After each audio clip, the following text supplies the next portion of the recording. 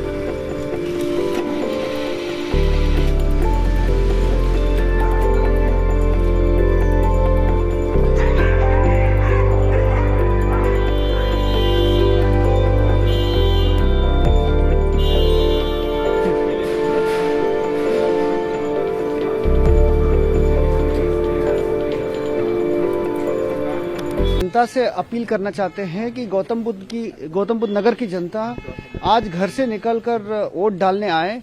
हमें 90% मतदान करना है।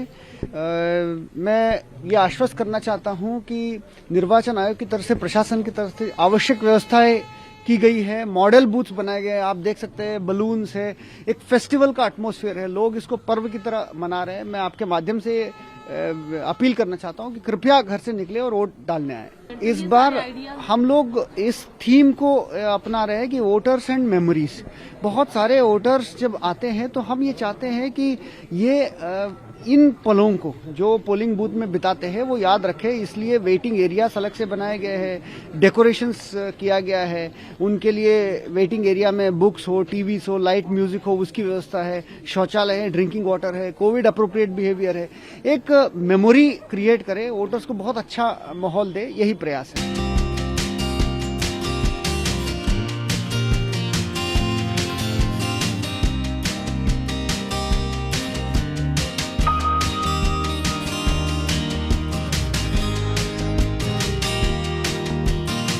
ये एक तरीके से जो सरकार का एक सक्षम रूप देखा है जनता ने, जो सभी क्षेत्रों में काम कर रही है। सभी क्षेत्रों में गरीबों की नई नई योजनाएं हैं, विकास के काम हैं, गुंडागर्दी का समाप्ति है, भ्रष्टाचार के खिलाफ लड़ाई है और नई नई योजनाएं हैं, बिजली आती है, उद्योग बढ़ रहे हैं। तो कोई एक विषय नहीं है, एक जो सभी विषयों पे चुनाव भारतीय जनता पार्टी आई।